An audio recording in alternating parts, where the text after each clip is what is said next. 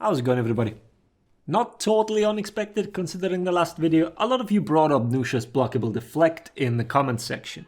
So I want to take the opportunity to quickly talk about it, since I personally think a lot of people overvalue what a change to the deflect would do to the overall viability of her. Let me preface this whole thing though, I am in no way a proponent of keeping the deflect blockable. I think it was an interesting attempt of making it different, but not only is it quite frustrating when it happens to you, it is especially annoying when it happens and you know for a fact that your opponent didn't do anything special to warrant that defense. So before I continue, let's have a look at the current design of Nusha's deflect so we are all on the same page. Hers is the only one that allows you to change the direction it is coming from. When deflecting left, you can change the attack's direction to top or right, or you can simply let it fly from the same side. Now, whether the deflect is actually counterable depends on the recovery of said attack. Very low recovery moves actually allow you to not only block, but also parry. Lawbringer's low recovery zone is a good example here. Since the speed of the deflect stab is 300 ms, that is 100% done on read and not reaction. Nobody's reacting to the side it is coming from.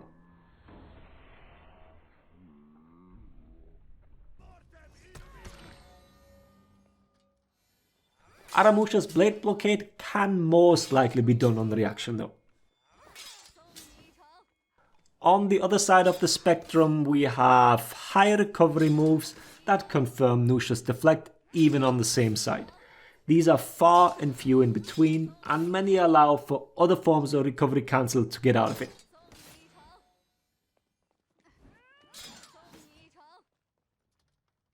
Then the middle ground, the ones that can block the stab if Nusha doesn't change sides, but otherwise cannot block or otherwise counter if she attacks from a different direction.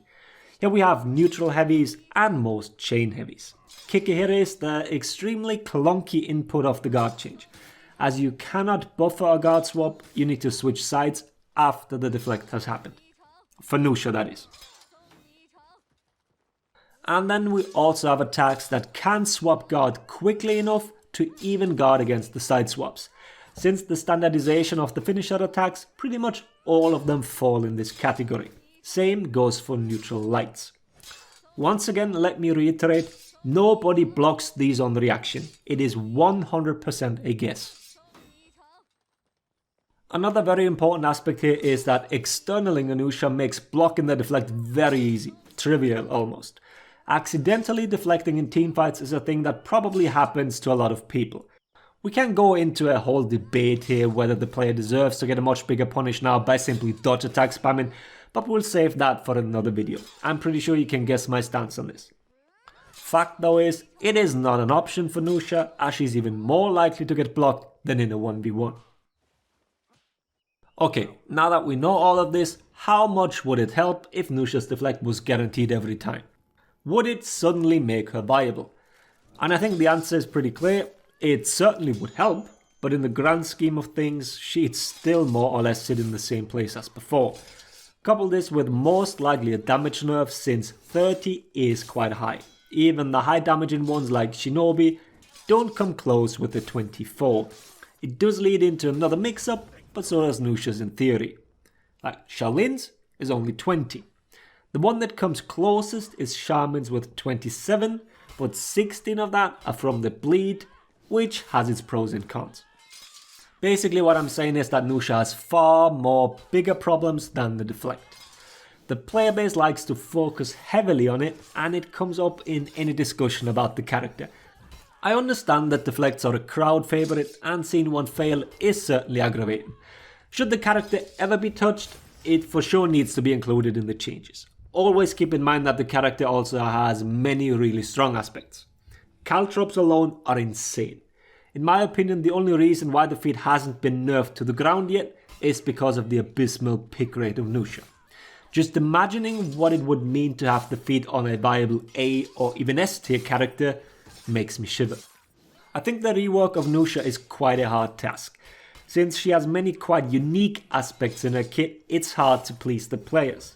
I've talked about character identity many times in the past, and I understand why Ubisoft wants to keep some of it. especially nowadays as many players complain about the reworks feeling very samey. Oh well, we don't know when or even if Nusha is up for something new, but since the poll and the last video brought her up quite a bit, I wanted to make this follow-up video here. In short, the Deflect is just a small part of her kit. We should discuss other aspects as well and give feedback there if possible. Okay then, moving forward, the next piece of content will be the Elden Ring streams. I will start streaming here on this channel right the moment the game releases. The VODs will obviously post it as a video here. I can't fully understand if many of you want to experience it yourself for the first time and not through a content creator. But I'd still be happy if some of you came and hung out. I won't be rushing through the content, actually quite the opposite. I take my sweet time and will experiment around a lot. It shouldn't really come as a surprise given my type of videos. So, join the Discord and subscribe here on YouTube. I will announce the exact timings in the upcoming days. Hope to see you guys there.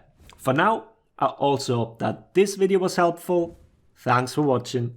Laters everybody.